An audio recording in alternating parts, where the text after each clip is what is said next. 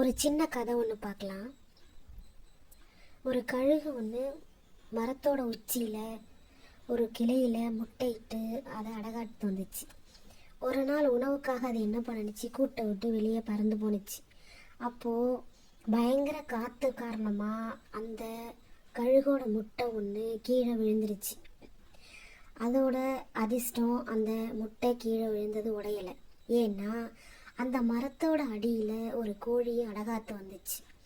இந்த கழுகு முட்டை கோழி முட்டை இருந்த இடத்துக்கு பக்கத்தில் விழுந்ததுனால அந்த முட்டைக்கு எந்த சேதாரமும் ஏற்படலை. கொஞ்ச நேரம் கழித்து அந்த கோழி வந்தது.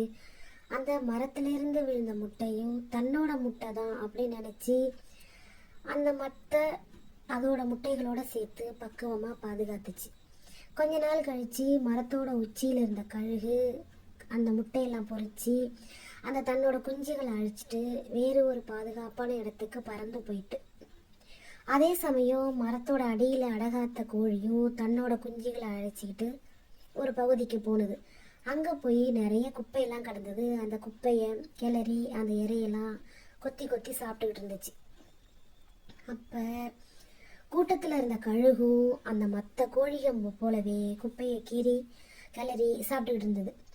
ஒரு நாள் என்ன பண்ணுச்சு, ஒரு நாள் வானத்தில் பறந்துக்கிட்டு இருக்க அந்த மற்ற கழுகுகளை பார்த்தது. அப்போ அந்த கழுகு வந்து கோழிகிட்ட கேட்குது, நம்மளால் அவங்க மாதிரி வானத்தில் பறக்க முடியாதா அப்படின்னு கேட்குது. அதுக்கு கோழி சொன்னதான், இறைவன் வந்து அவங்களுக்கு பறக்கிற திறமையை கொடுத்துருக்கான், நம்மளால் அவ்வளோ உயரத்தில் பறப்பதற்கு வாய்ப்பே இல்லை அப்படின்னு சொன்னிச்சான். அதுக்கு உடனே அந்த கழுகு கிட்ட தான், நான் வேணா முயற்சி பண்ணி பார்க்கவா அப்படின்னு.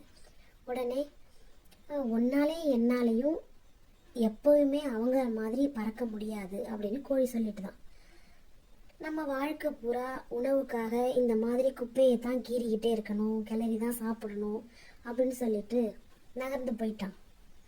உடனே அந்த கோழி சொன்னது எல்லாமே உண்மைதான் அப்படின்னு நம்பின கழுகு அதுக்கு பிறகு பறப்பதற்கு முயற்சி செய்யாமல் தன்னோட வாழ்நாள் முழுவதையும் கோழியை போலவே வாழ்ந்துச்சு தான். இதில் கதையின் மூலமாக உள்ள கருத்து என்னென்னா, நம்மள்கிட்ட பலரும் கழுகை போல பறக்கும் திறமை கொண்டவர்களாக இருக்கிறோம். ஆனால் உரிய சந்தர்ப்பத்தில் தன்னம்பிக்கையோட முயற்சி செய்யாமல் இருந்தோம்னா கடைசி வரைக்கும் நம்மளோட வாழ்வும் இந்த கதையில் வர கோழியை போல வாழும் கழுகு ஆயிரும். அவ்வளோதான். நன்றி.